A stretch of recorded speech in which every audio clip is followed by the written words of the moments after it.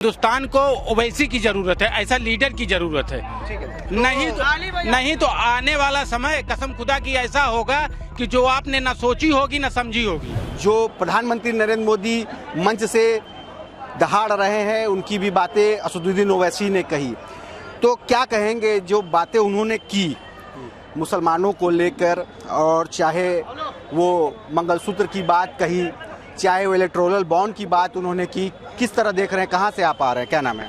मेरा नाम मोहम्मद मुमताज अंसारी है। मैं लम्हुआ विधानसभा अध्यक्ष हूँ, सुल्तानपुर जिले से। क्या कहना चाहेंगे जिस तरह की आज ओवैसी साहब ने मंच से जो भाषण दिया उस पर? जितना भाषण दिया उन्होंने बड़ा अच्छा दिया है। पीडीएम का जो मामला बना है, पिछड़ा, दलित, मुसलमान, मैं ये चाहता हूँ कि पूरी जनता पीडीएम के साथ, पीडीएम को वोट दे और सपोर्ट करे। पीडीएम को वोट दे, पीडीएम को सपोर्ट करे। क्या लग रहा है जो बनारस का मुसलमान है, प्रधानमंत्री नरेंद्र मोदी के संसदीय क्षेत्र का, उसका क्या मूड मिजाज है? आज की इस सभा का कुछ असर पड़ा है उसके दिलो जहन पे? अब ये तो आने वाली 4 तारीख को पता चलेगा क्या बदलाव होने वाला है बनारस में। कितने प्रभावित हुए हैं आप लोग आज की सभा से? वाकई में बातों में दम था जो नेता थे? तो प्रभावित तो मुसलमान ओवैसी साहब के बातों से तो होता ही है, प्रभावित होते हैं, लेकिन जो मुस्लिम मतदाता हैं जो जी क्या बता बात नहीं है भाई कि बस सिर्फ मुसलमान ही ओवैसी साहब का सपोर्ट करते हैं, और भी ऐसे जितने भी सेकुलर लोग हैं सब जो है ओवैसी साहब का सपोर्ट करते हैं। और जो इन्होंने बातें कही, चाहे इलेक्टोरल बॉन्ड की कही, जो चाहे प्रधानमंत्री नरेंद्र मोदी मंच से बात कर रहे हैं, मंगलसूत्र की बात कर रहे हैं, और ये बात हो रही है कि पुराने एक मनमोहन सिंह के बयान का हवाला दे रहे हैं कि वो जब मुस्लिमों का पहला अधिकार है संपत्ति पर, ये तमाम बातों का भी जिक्र उन्होंने किया, दलित मुस्लिमों के आरक्षण की बात की। तो क्या इसमें आपको दम नजर आ रहा है? क्या सच्चाई नजर आ रहा है? नहीं, इसमें तो जो है हर बात 100% वो सही बोल रहे हैं, इसमें कोई शक नहीं हो सकता। वो हकीकत को बयां करते हैं, हजरत ओवैसी साहब जो हकीकत को बयां करते हैं, और लोग को ये लगता है कि वो भड़काऊ भाषण देते हैं, जहां भी जाते हैं लोग को भड़काते हैं। बट बात ये है कि जो भी हक की बात करता है, जो भी सही बात बोलता है, उसको जो है लोग यही कहते हैं।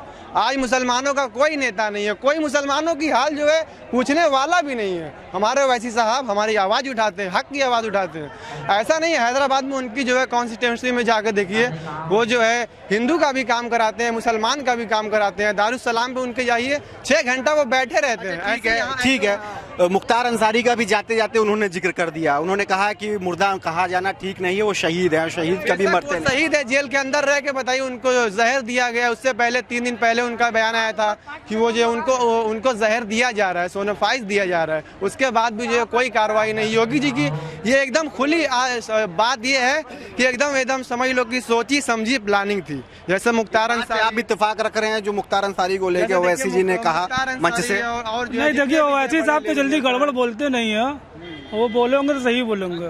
गड़बड़ नहीं, पहले सही वो बोलते ही है, हकीकत बोलते हैं। वो सही बोलते ही हैं।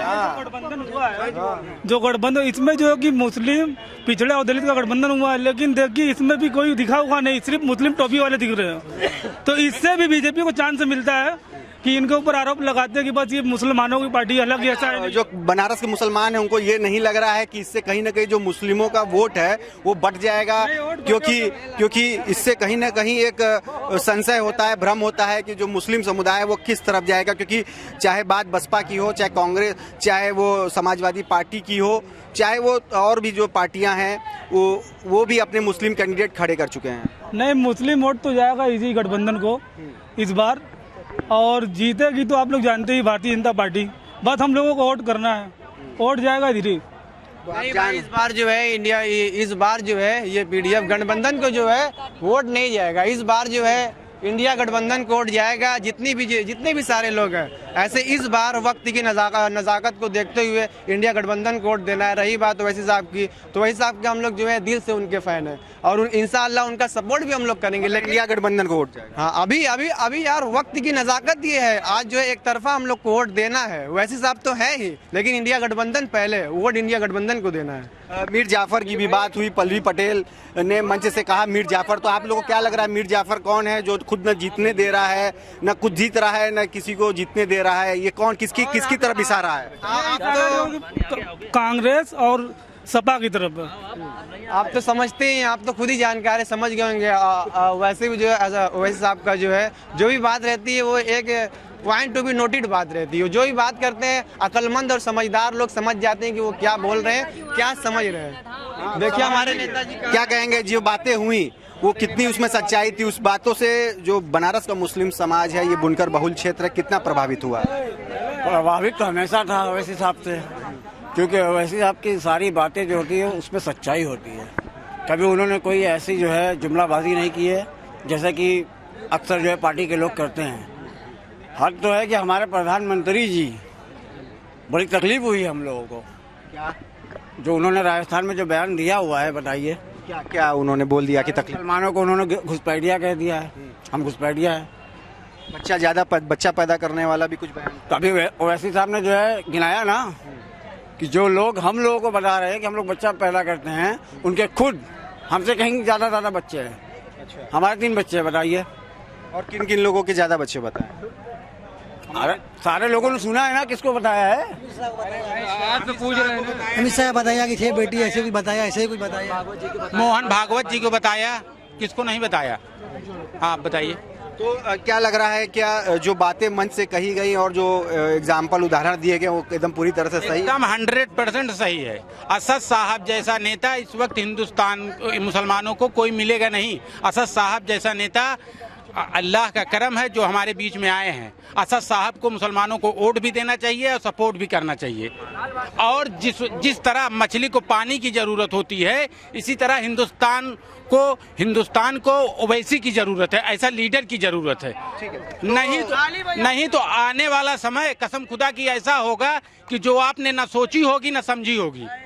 तो ये थे वाराणसी के बुनकर बाहुल क्षेत्र, बुनकर कॉलोनी के मुस्लिम समाज के, खास तौर से जो बुनकर लोग हैं वो नाटी-इमली के इस जो मैदान है बुनकर कॉलोनी का मैदान, वहाँ से, और इन्होंने साफ तौर पर जो अपनी बातें कही उससे काफ़ी हद तक इत्तेफाक रख रहे हैं असदुद्दीन ओवैसी की जो भाषण से। लेकिन ये भीड़ वोट में कितना तब्दील हो पाएगी ये तो देखने वाला वक्त ही बताएगा।